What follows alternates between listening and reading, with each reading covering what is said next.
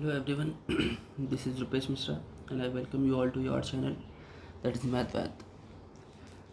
जैसा कि हम लोगों ने चैप्टर नंबर 5 के सारे जो हमारे कॉन्सेप्ट्स हैं वो पढ़ लिए। एक कॉन्सेप्ट और बचा है कैले हैमिल्टन थ्योरम का, कैले हैमिल्टन थ्योरम, ठीक है। तो वो अभी कंप्लीट हो जाएगा। साथ ही साथ हमने आज पढ़ना है आइगन वैल्यूज़ फाइंड आउट कैसे करते हैं मैट्रिक्स के केस में, और आइगन वेक्टर कैसे फाइंड आउट करते हैं। तो चलिए एग्जांपल के थ्रू समझते हैं और पूरा का पूरा इसे क्लियर कर लेते हैं। एग्जामिनेशन में इससे क्वेश्चन भी आएगा, ठीक है। तो चलिए क्वेश्चन पे देखिए स्टूडेंट्स, क्वेश्चन आपके सामने है। ये मैट्रिक्स है, इसका हमें कैरेक्टरिस्टिक रूट यानी आइगन वैल्यू फाइंड आउट करना है। सो लेट करना पड़ेगा हमें। चलिए let A is equal to लिख लेते हैं 1 0 2 0 2 0 0 1 3, ठीक है। अब हमें क्या करना होगा भाई, कैरेक्टरिस्टिक रूट फाइंड आउट करना है तो हमें कैरेक्टरिस्टिक इक्वेशन का सहारा लेना पड़ेगा, है ना। अब हमको पता है कैरेक्टरिस्टिक इक्वेशन क्या होती है ना। तो लिख लेते हैं now the characteristic equation of A is क्या होगी, ए माइनस लैम्डा आई, है ना। चलिए इसको लिख लेते हैं A minus lambda I equal to 0। ये हमारी कैरेक्टरिस्टिक इक्वेशन हो गई।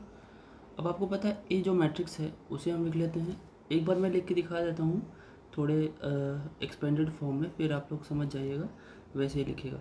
जैसे देखिए मैंने ये जो आपका सारणी का डिटर्मिनेंट है उसको मैंने बड़ा बना लिया, और जो आपका ए मैट्रिक्स था उसे मैं पहले लिख ले रहा हूँ 1 0 2 0 2 0 और 0 1 3, ठीक।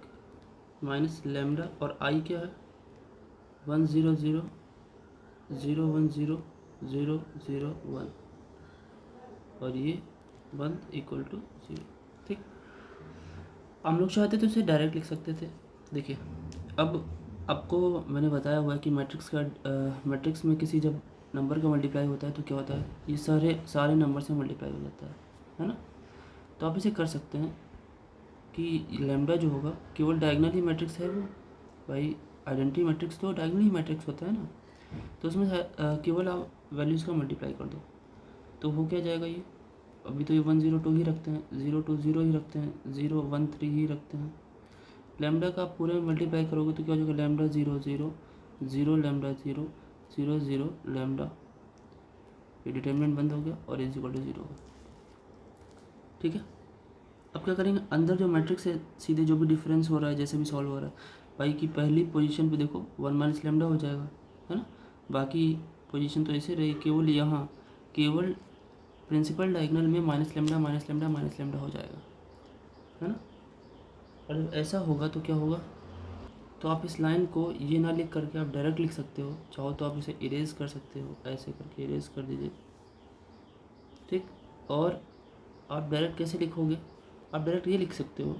देखिए आपने सीधे सीधे क्या बनाया, डिटर्मिनेंट यहाँ पे लगाया 1 माइनस लैम्डा, बाकी पोजीशन पे यही दोनों रहेंगे, ठीक है। 0 0 दूसरी पोजीशन पे यहाँ पे तो 0 ही रहेगा, यहाँ पे मेन प्रिंसिपल डायगोनल में 2 माइनस लैम्डा हो जाएगा, यहाँ पे 1 ही रहेगा, यहाँ पे आपका 2 ही रहेगा, यहाँ पे 0 ही रहेगा, यहाँ पे 3 माइनस लैम्डा हो जाएगा इक्वल्स टू 0। अब आपको इसे ओपन करना आता है बहुत ही प्यार से, तो इसे प्यार से ओपन कर लीजिए R1 के रिस्पेक्ट में। सो एक्सपेंडिंग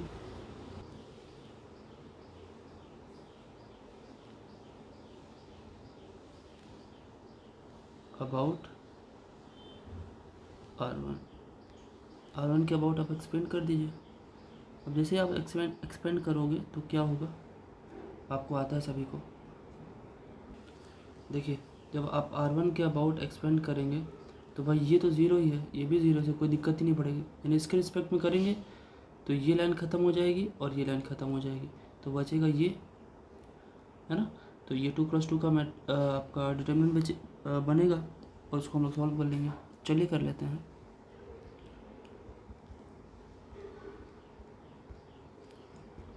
तो ये आपके सामने है, मैंने उसे एक्सपेंड कर लिया R1 के अबाउट। अब इसे और भी थोड़ा सा ओपन कर लीजिए, तो सही से देखेंगे तो ये क्रॉस मल्टीप्लिकेशन में 2 minus lambda 3 minus lambda minus ये 0 हो जाएगा, तो इससे फ़र्क तो पड़ेगा नहीं, बाकी इक्वल टू 0 हो जाएगा ना। अब यहाँ से जब आप इसे सॉल्व करोगे तो लैम्डा की वैल्यूज आ जाएंगी, लैम्डा की वैल्यू आ गई 1 2 and 3। So this is the answer. Lambda को ही हम लोग आइगन वैल्यूज़ बोलते हैं और यही फाइंड आउट करना था। ठीक, आइगन वैल्यू फाइंड आउट करने का यही तरीका है, बस सिंपल। अब चलिए आइगन वेक्टर पर भी एग्जांपल देखते हैं। देखिए स्टूडेंट, क्वेश्चन आइगन वेक्टर का ही है, लेकिन आपको आइगन वैल्यू के थ्रू ही जाना पड़ेगा, क्योंकि आइगन वैल्यू का ही इस्तेमाल करके हम आइगन वेक्टर फाइंड आउट करते हैं। ठीक है, तो चलिए पहले लिख लेते हैं हम लोग आइगन, जो हमारा कैरेक्टरिस्टिक इक्वेशन है, मैं डायरेक्ट लिख रहा हूँ। ठीक है, जैसे मैंने पिछले क्वेश्चन में लिखा था बिल्कुल आप वैसे ही लिखिएगा पूरा बढ़िया से, लेकिन मैं थोड़ा सा शॉर्ट में लिख रहा हूँ। ठीक है, तो आइगन जो हमारी इक्वेशन है या कैरेक्टरिस्टिक इक्वेशन उसे ये है, वो तो ये है ए माइनस लेमडा है। और मैंने अभी आपको लिखना सिखाया कि बस खाली प्रिंसिपल डायगोनल में माइनस लेमडा लगा दीजिए, बाकी सारी के सारे वैसे ही लिखे रहेंगे।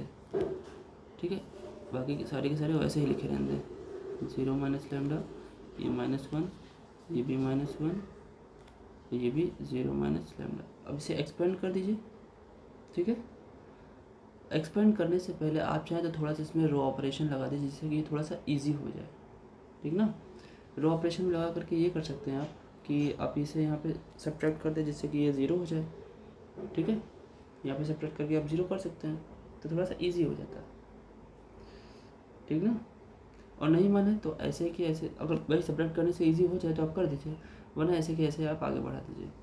ठीक है, इसे एक्सपेंड करने के बाद मैं डायरेक्ट लिख रहा हूँ कि क्या आने वाला है, आप लोग एक्सपेंड कर लीजिएगा, मैं ये आपके ऊपर छोड़ रहा हूँ। तो एक्सपेंड करने के बाद ये आ रहा है। ठीक है, और इसको हम इक्वल टू 0 लेके चलते हैं, तभी तो हम लैम्डा की वैल्यू निकालते हैं इक्वल टू 0 करके। तो अभी लैम्डा की वैल्यू क्या क्या आ जाएगी यहाँ से देखिए। सो लैम्डा की वैल्यू हमें मिल रही है 1 1 -2। अब देखिए यहाँ से एक कॉन्सेप्ट सीखते हैं छोटा सा। क्या कॉन्सेप्ट छोटा सा सीखते हैं, जरा ध्यान से सुनिएगा, बस बहुत बड़ी बात नहीं है ये। अगर लैम्डा की रिपीटेड वैल्यू आती है, ठीक है, अगर रिपीटेड वैल्यू आती है तो जो हमारा, हम उसे लैम्डा की वैल्यू को रखेंगे। ठीक है, तो उस हिसाब से जब हमें सॉल्यूशन करना होगा तो हमें क्या करना पड़ेगा, हमें कुछ वैल्यूज़ माननी पड़ेंगी। मतलब लास्ट में हमें x1 या x2 की वैल्यू माननी पड़ेगी, और इनफाइनाइट सॉल्यूशन वाला केस बनेगा यहाँ पे। ठीक है, इनफाइनाइट सॉल्यूशन। बट अगर लैम्डा की वैल्यू डिफरेंट आती है, मतलब रिपीटेड ना हो एकदम अलग हो, तो इस केस में आपको क्रॉस मल्टीप्लिकेशन का इस्तेमाल करना पड़ता है। देखिएगा, ये जब होगा तो आप ऑटोमेटिक समझ जाओगे ये मैं क्यों बोल रहा हूँ, इसे आप दिमाग में रखिएगा। ठीक है, ठीक है ना, ये इम्पोर्टेंट है। और देखिए लैम्डा की वैल्यू जो रिपीटेड आई है 1 1, आप उसके लिए तो 1 तो 2 बार आया भले, लेकिन है तो एक ही, तो उस एक के लिए ही आप करस्पॉन्डिंग आइगन वेक्टर जब फाइंड आउट करोगे तो आप अभी समझ जाओ कि इनफाइनाइट वैल्यू आएगी क्यों, ऑटोमेटिक समझ में आ जाएगा अभी। ठीक है, चलिए देखते हैं अब आइगन वेक्टर लिखते कैसे हैं। ठीक, देखिए for lambda is equal to 1, the corresponding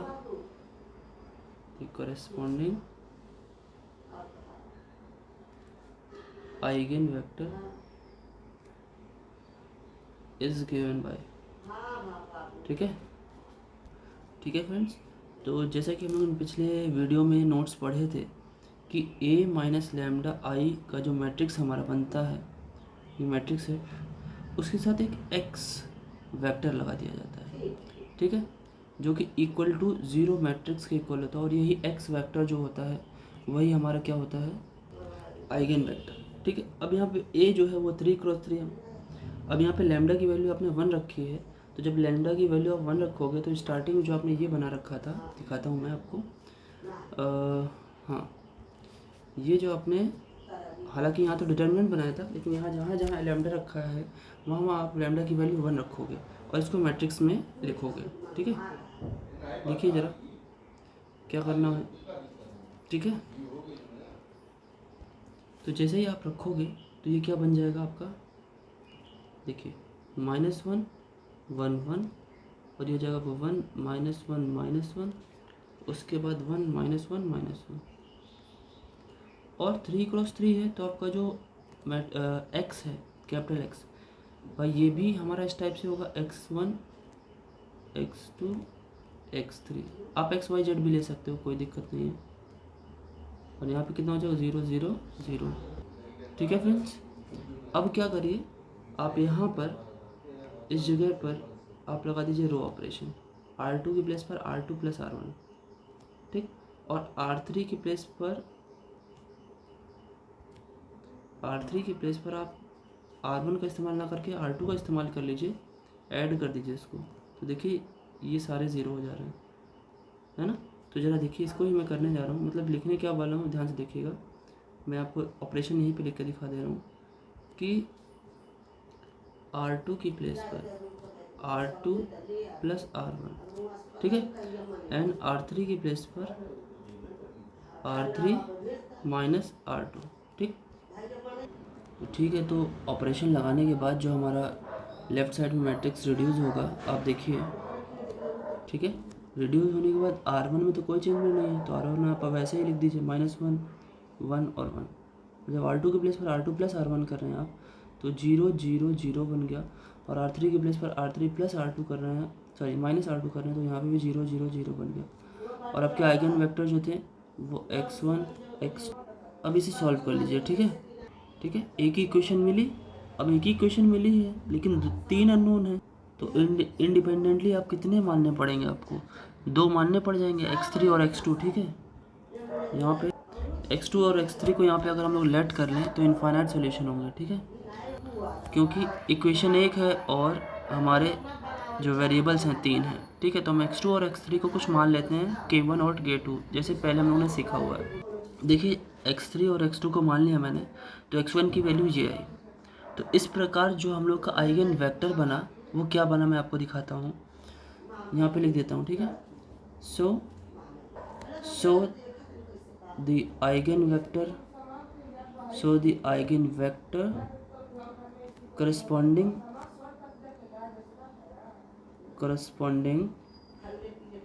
to lambda = 1 is, आप इसे ऐसे लिख दीजिए, कैसे, जैसे आपका x1 x2 x3 है ना, तो आप इसको भी वैसे ही लिखिए। आपका आइगन वेक्टर, भाई कॉलम वेक्टर आपने माना तो कॉलम वेक्टर की तरह लिखेंगे। x1 की वैल्यू आपकी आई है k1 + k2।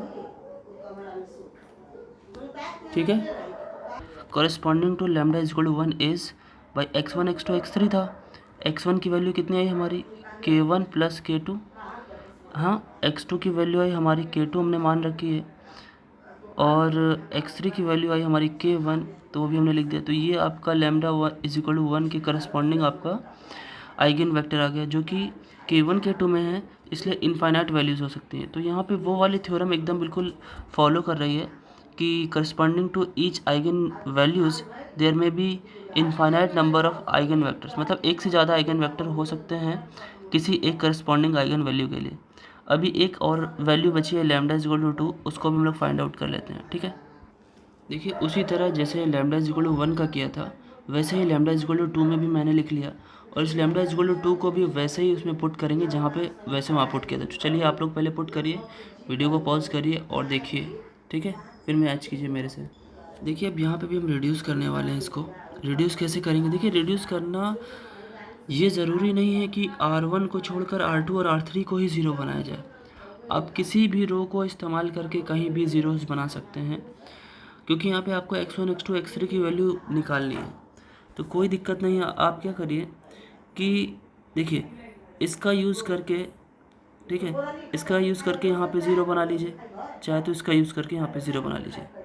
अब देखिए मैं क्या कर रहा हूँ, इसका डबल, अब देखिए इसका डबल जो है, अब देखिए इसका डबल करके यहाँ पे मैं माइनस कर ले रहा हूँ, और इसको सिंपली यहाँ पे माइनस कर ले रहा हूँ। ठीक है, तो ऑपरेशन लिखने जा रहा हूँ मैं। सो यहाँ पे ऑपरेशन मैंने R1 के प्लेस पर R1 माइनस 2R2 ले लिया और R2 के प्लेस पर R2 माइनस R3 ले लिया।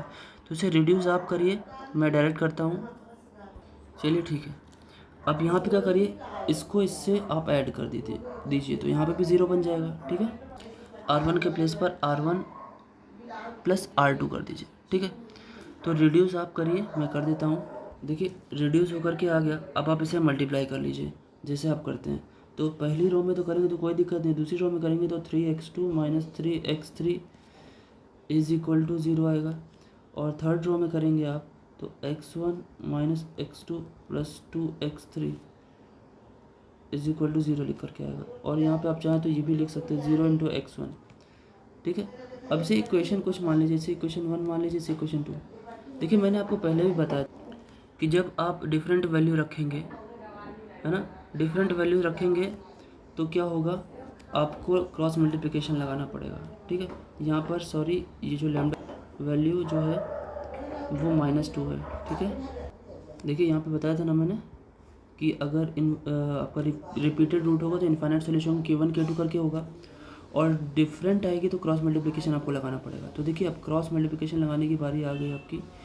क्रॉस मल्टीप्लिकेशन देखिए वहीं पे लगाते हैं हम लोग using cross multiplication method. Okay, और अप्लाइंग क्रॉस मल्टीप्लिकेशन मेथड। तो क्रॉस मल्टीप्लिकेशन मेथड इस्तेमाल करते हैं।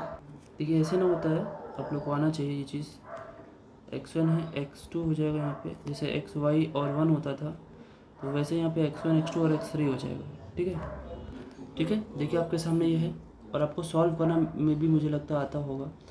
x1 इज इक्वल टू सीधे सीधे यहाँ पे आ जा रहा है आपका 1, और x2 जो आ जा रहा है वो -1 आ जा रहा है, और जो x3 आ रहा है वो भी आपका -1 आ रहा है। अब देखिए तीन चीज़ें जब इक्वल होती है तो उसको किसी चौथे के इक्वल मान लेना चाहिए। तो मैंने k के इक्वल मान लिया, और k को हम 0 नहीं ले सकते कभी। तो ऐसे में हमारी x1 की वैल्यू क्या आ गई, k, x2 की वैल्यू आ गई -k, और x3 की वैल्यू हो गई -k। ठीक, so the eigen vector will be, eigen vector will be क्या हो जाएगा भाई, आइगन वेक्टर तो हम लोग वैसे लिखते हैं x1 x2 x3 कॉलम में। यहाँ पे x1 आया हमारा k, x2 है हमारा -k, और x3 हमारा आया है -k। आप इसे ऐसे भी लिख सकते हो भाई, तीनों k हैं तो k कॉमन लेकर के 1 -1 -1 आप लिख सकते हो। तो भाई तीन तरीके के आइगन वेक्टर आ गए। ठीक है, ठीक है, सो अब क्या लिखना, हेंस आइगन वेक्टर्स कौन कौन से आ गए हमारे, आर, तीनों के तीनों आप लिख दीजिए। तीन क्या फिलहाल K1 K2 के वाला तो एक ही है, उसे आप एक ही है वो भी, और ये भी एक ही है, तो दोनों ही लिख दीजिए। पहला आपका ये हो गया था जो K1 प्लस K2 करके आप हम लोगों ने बनाया था, K2 और K1 करके। एंड एक और है ना जो ऊपर लिखा हुआ है, उसे भी लिख लीजिए, K बाहर कर दीजिए 1 -1 तो ये आपके दो आंसर हो गए। ठीक है फ्रेंड्स, आज की वीडियो में इतना ही।